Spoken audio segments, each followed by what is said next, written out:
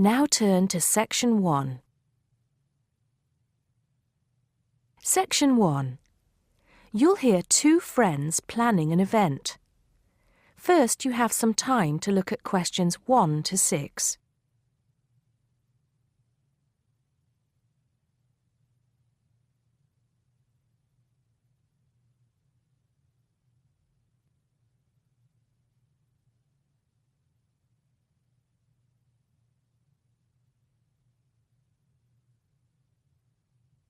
You'll see that there is an example which has been done for you. On this occasion only, the conversation relating to this will be played first. Hello, Peter. What's up? Is something the matter? No, everything's fine. It sounded urgent on the phone. Did it? Joan said the situation had sounded urgent when they spoke on the phone. So, on the phone has been written as the answer to the question. Now we shall begin. You should answer the questions as you listen because you will not hear the recording a second time. Listen carefully and answer questions 1 to 6. Hello, Joan. I'm glad you could come. Hello, Peter. What's up? Is something the matter? No, everything's fine. It sounded urgent on the phone. Did it? It's just that I've had this idea and I wanted to see how soon we could get it off the ground. Well, don't keep me in suspense. You know they're planning to close down the local clinic. It was in the newspaper yesterday, but most people have actually known for some time. Well, I thought we should do something about it. What did you have in mind? I thought we could organise a charity event and donate the money to the clinic. I know it doesn't sound like much, but it will show the local council how we feel and that we mean business. That'll take quite a lot of organising. Why don't we just hold a protest outside the town hall? A protest would take just as much organisation as an event like this. Besides, I think fewer people would turn up. A village fair or something like that would attract more people and get money for the clinic. People are more generous when they're enjoying themselves. OK then, it sounds good to me. How do we start? First, we put our heads together and come up with a list of people who'll be willing to help and people who can provide us with some of the things we need. For example, we might need a caterer to provide refreshments, a rock band for entertainment, tents and so on. Then, we do a lot of telephoning around and try to get everybody together at the same time in the same place. Sounds like a lot of work to me. Well, that's only the beginning. First things first, though. Let's decide now on who to get to the initial meeting and where and when to hold it. Fine. Well, the village hall would be the best place to have the meeting. It's not as big as the youth club, but it's warmer. There'll be no problem getting permission to use it, but I suppose it depends on how many people we invite. We don't want too many, otherwise the meeting will go on too long and nothing will get decided. But the village hall is a good idea. It's more official than having it in someone's living room. How many? 6 or 8 people to start with? 10 at the most?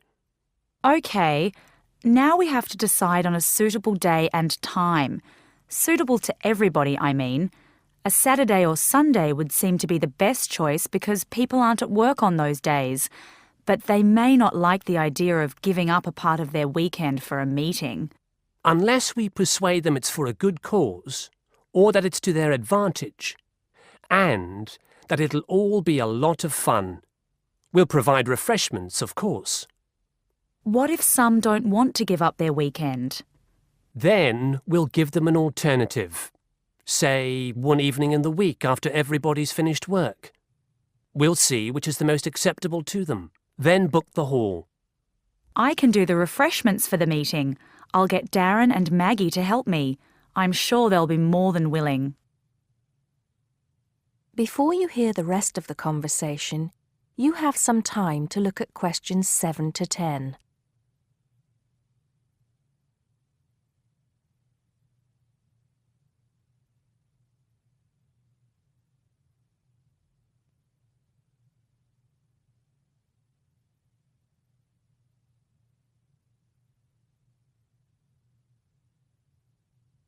Now listen and answer questions 7 to 10. So, what's next on the agenda? A list of who we want at the meeting. Yes, of course. Obviously, we want someone from the clinic. I think Dr. Perkins would be best. He can tell us exactly what the financial situation is there. You know, how much money it takes to keep the place running, and how important it is for the community to have the clinic. The vicar too. He can rally lots of support. And Mr. Sims, our Member of Parliament. He is very busy, but I think I can persuade him to come, or get his wife to persuade him to come. I see her quite a lot socially. That's great. 2 other people I have in mind are Freddie Smith. The journalist? Yes. Well, he's the editor of the local paper now and might be useful. He might let us advertise for free, and he'll know how to go about getting leaflets and posters printed. That's another thing. We'll need volunteers to put leaflets through people's doors and stick up posters all over the place. We can decide that at the meeting. What about the other person? What other person? You said you had 2 people in mind, Freddie Smith and... Oh, yes, Mr. Gates. Mr. Gates. Do I know him? You must do. He owns Greatfields Farm. We need a large area to hold the fete. Right. So how many have we got then? 7 or 8? There's Dr. Perkins, Mr. Sims, that journalist. Freddie Smith, you mean? Yes, him. And the vicar and Mr. Gates, the farmer. That's only 5. There's you and me, that's 7. That will do for now. Let's start making phone calls. That is the end of section 1. You now have half a minute to check your answers.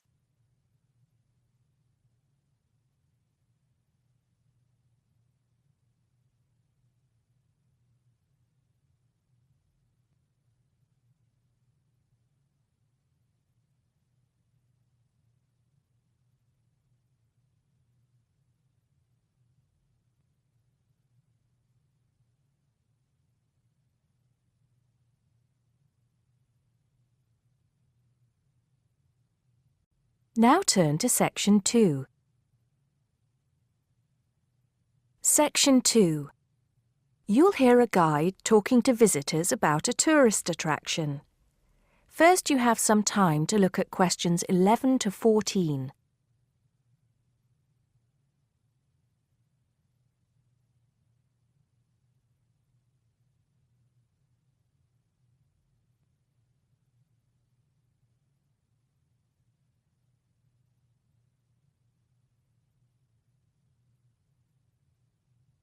Now listen carefully and answer questions 11 to 14.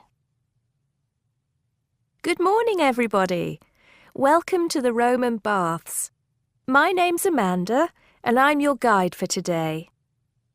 Before we begin the tour, I'd like to point out that we have child carriers, free of charge, of course, for those of you with young children, and I can see that there are 1 or 2 of you here this morning. It might make things a bit easier for you than using a pushchair.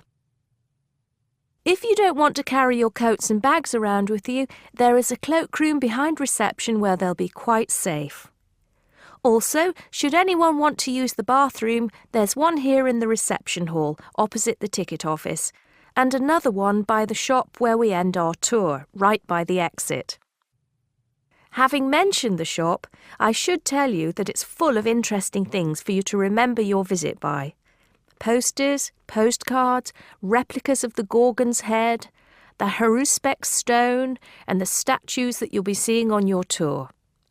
There are also games, books and videos for children and other souvenirs. Our first stop will be the terrace, where you will get your first view of the baths. Now, the statues that line the terrace here are of Roman emperors, governors of Britain, and various military leaders. These aren't from Roman times either. In fact, they were sculpted in 1894, especially for the grand opening of the baths in 1897. But what you can see from here is only a fraction of the whole Roman bath site, which stretches below ground level under the surrounding streets and squares of the town.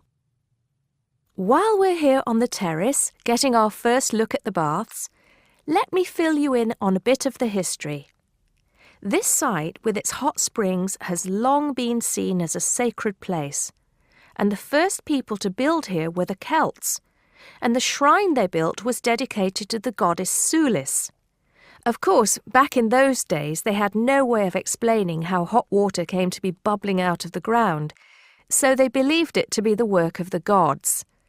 When the Romans came, they too built a temple here and dedicated it to their goddess, Minerva. Before you hear the rest of the talk, you have some time to look at questions 15 to 20.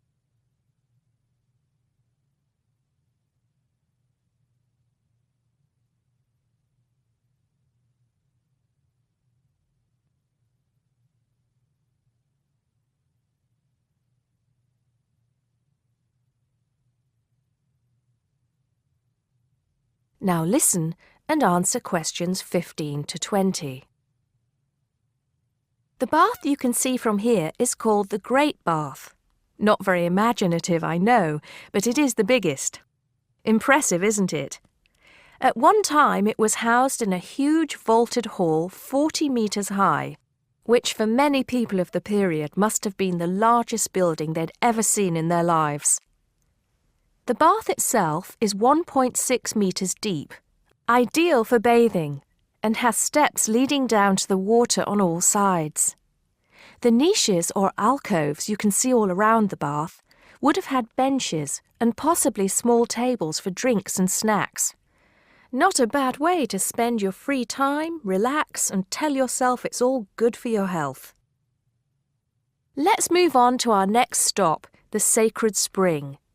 This is the heart of the site, where the hot water bubbles up from the ground at a temperature of 46 degrees centigrade.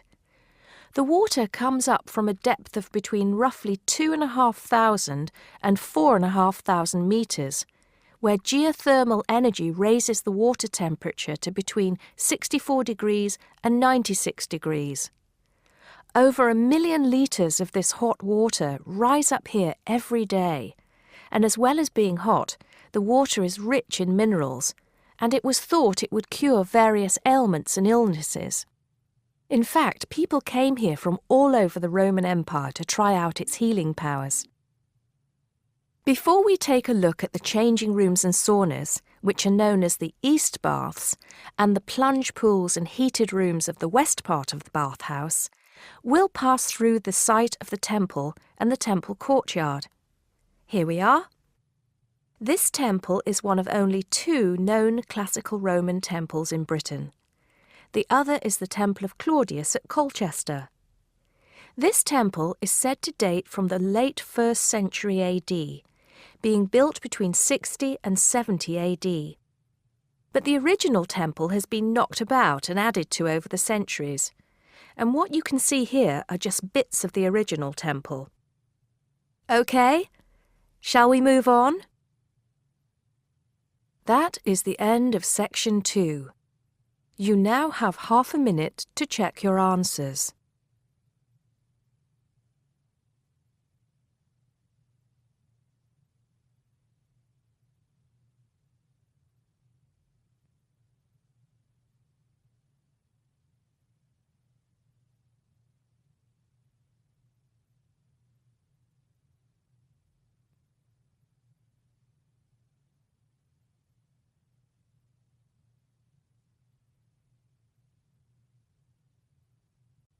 Now turn to Section 3. Section 3. You'll hear a tutor and a student discussing transport. First, you have some time to look at questions 21 to 25.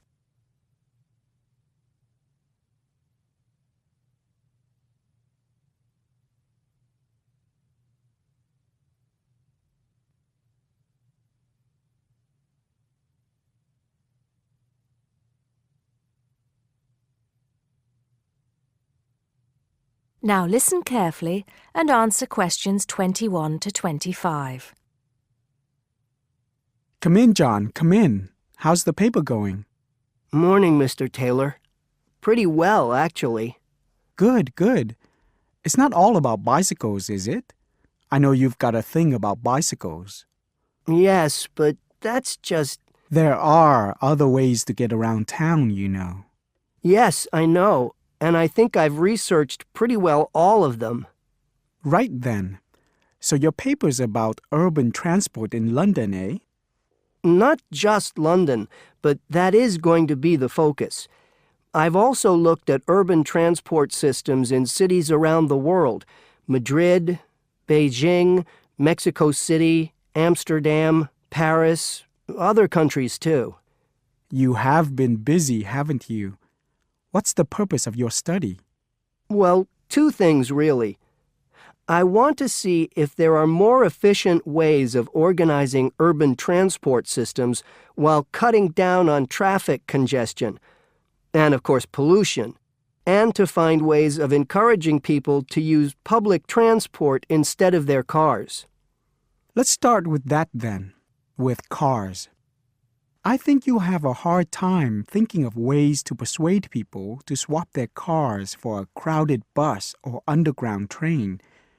They're convenient, comfortable, faster, and sometimes they're a status symbol too. Okay, I agree that cars will probably always be the most popular means of transport, but there are ways to cut down the number of people who bring their cars into the city. It's a problem that affects every big city, and several methods have been tried. I know, as I've found to my cost. When I go into London, which I do 2 or 3 times a week, I have to pay £5 to get into the city centre. Has your research thrown up any more places where they do this? Oh, yes. Apart from London, there's Oslo, Stockholm, Singapore. Now, there, in Singapore, they've got it really organized. They've imposed a tax on all roads leading into the city center, and they have electronic sensors that identify each car, and then debit a credit card belonging to the owner. Before you hear the rest of the conversation, you have some time to look at questions 26 to 30.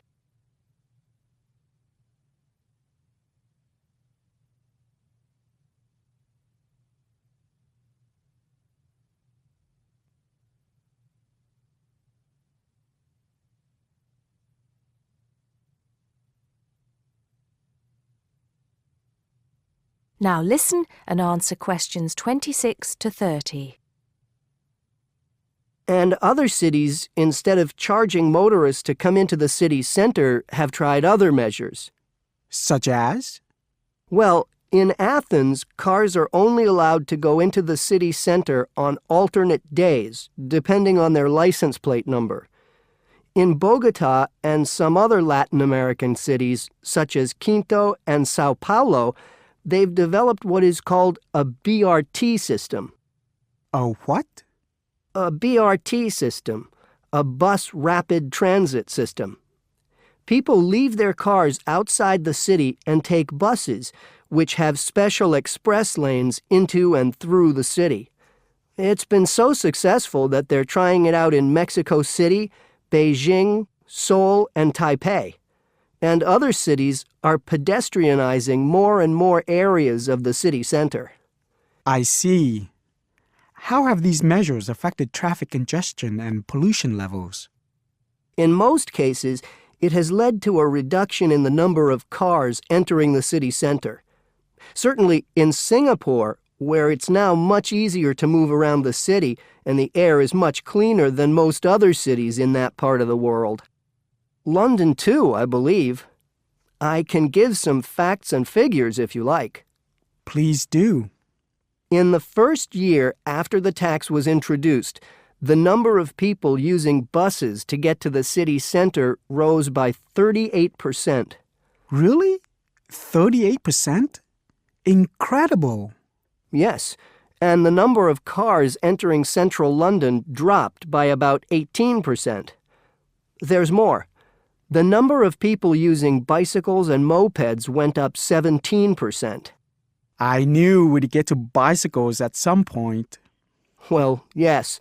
In the city, the bicycle has a lot going for it. You can avoid traffic jams, there are no parking problems, they don't pollute, they're cheap to run, and they don't cost very much. Oh, and here's another fact for you. You can fit 20 bicycles in the space needed to park one car. Well, I never. But I can't see it catching on. Besides, we seem to be getting off the point. Not at all. China, Japan, and Holland have all integrated bicycles into their urban transport systems. In Holland and Japan, they've got special parking areas for commuters who get to the station by bike.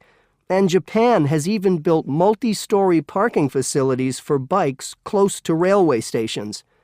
Then look at America. In New York, delivery services use bicycles because they can deliver messages and small parcels far more quickly and at much lower cost than cars or vans. Even the police use bicycles. In fact, in about 80% of the towns in America where the population is around 500,000, the police regularly patrol on bicycles. And they have proved to be effective because they can reach the scene of an accident or crime faster and more quietly than officers in patrol cars, making a lot more arrests per officer. Well, you do know your bicycles, don't you? But I do need to hear more about the public transport system and what's to be done about that. And I'd like you to look a bit more into the economics of it, how much it will cost to improve the situation, and so on. Okay? Right. See you next Tuesday. Yes, next Tuesday. Bye, Mr. Taylor. That is the end of section 3. You now have half a minute to check your answers.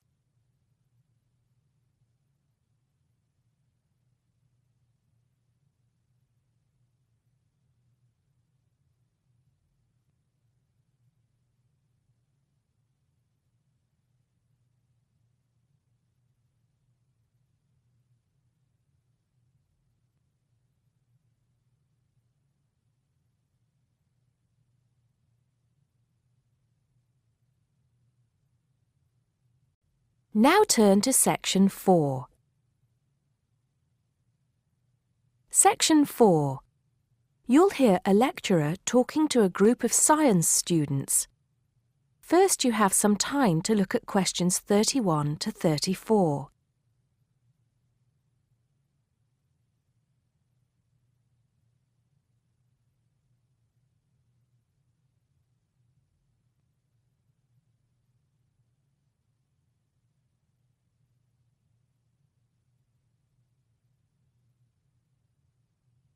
Now listen carefully and answer questions 31 to 34. Good morning, ladies and gentlemen, and welcome to the science faculty. As you may know, my field of study is neurobiology, so you may be wondering what I have to say to those of you who are studying physics or chemistry or geology, even those of you who intend to become doctors. In fact, what I have to say is aimed especially at those who wish to enter the medical profession, though the main point applies to all of you. And what is my main point? Basically, it is that you shouldn't get stuck in too narrow a specialization.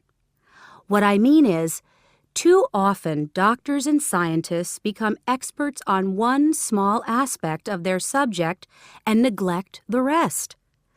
Perhaps you have heard the joke about a doctor being introduced to another doctor as an expert on the nose. "Oh, yes," said the other doctor. "Which nostril?" I know that more and more it is necessary to specialize, because when you finish your studies, you have to find a place in the job market. But I do believe that it is damaging both to you personally and to the profession. You may be surprised to know how many physicians in the past were men of wide culture. Many were interested in the humanities, from the arts to literature to philosophy. A surprising number of them, from Rabelais to William Carlos Williams, became poets, novelists, and playwrights. Men of science have written clearly and intelligently about society, psychology, and politics. This tradition is not dead. Today, such eminent scientists as Stephen Jay Gould, Jared Diamond, and Richard Dawkins are well known as popularizers of science while maintaining high standards. But more of them in a minute. I'm not saying that while you are studying anatomy, you should sign up for a course in English literature, but reading a few works of fiction in your own time will show you the human mind, just as your anatomy classes show you the human body. Science faculties and medical schools, it seems to me, now largely ignore this human dimension. Furthermore, the study of medicine, and psychology for that matter, is largely about what has gone wrong with the body and the mind. That is, it mostly deals with the abnormal. Before you hear the rest of the talk, you have some time to look at questions 35 to 40.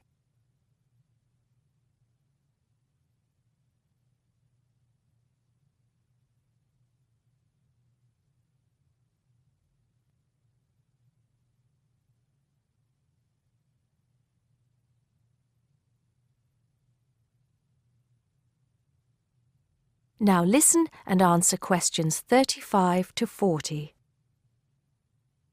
So, to try and correct this situation, if only in a small way, I have come up with some extra reading for you to do. Don't worry, I wouldn't have chosen them if I didn't think they were enjoyable as well as interesting. The first on my list I'm sure you've all heard of, even if you haven't read it. It's Bill Bryson's A Short History of Nearly Everything. Now, don't turn your noses up at it just because it's now officially a school book and is written to entertain as well as inform. In fact, I've found it a very good bedside book. Next come a couple of the writers I mentioned earlier. Any collection of essays by Stephen Jay Gould is worth reading. He writes clearly in a language non-scientists can easily understand. In fact, a lot of his essays are responses to questions about science from the general public.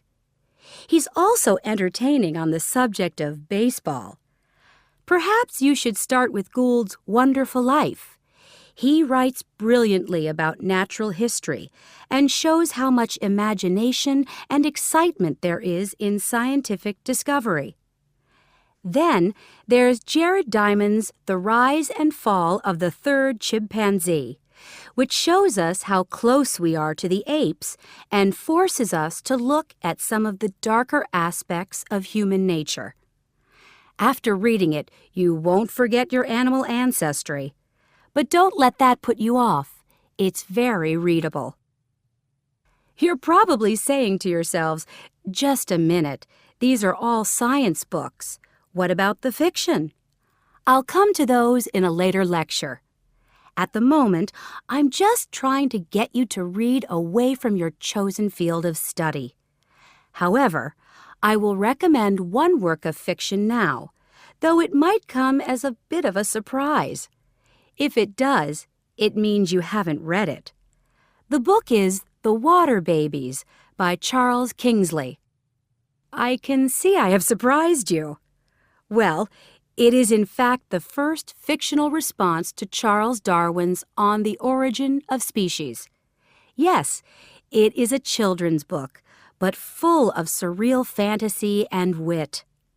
The fifth book on the list is a biography, The Emperor of Scent by Chandler Burr. To my mind, it's not particularly well written, but it is a fascinating story. It is about Luca Turin, a biophysicist who becomes an expert on perfume, and about how he missed getting the Nobel Prize. If any of you are thinking of a career in scientific research, this book might make you think again.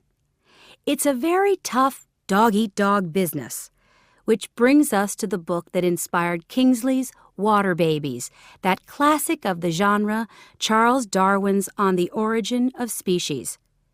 If you haven't read it already, perhaps you shouldn't be here. If you have, it won't hurt to read it again. Or if you prefer, read his The Voyage of the Beagle, which, as well as being of interest to any natural historian or anyone interested in scientific method, also makes a great travel book. Well, I think that's enough to be going on with, and I can see that it's time to finish up. So please bear in mind, throughout whatever course you are studying, not to neglect other aspects of your wider, non-academic education. Thank you. That is the end of Section 4. You now have half a minute to check your answers.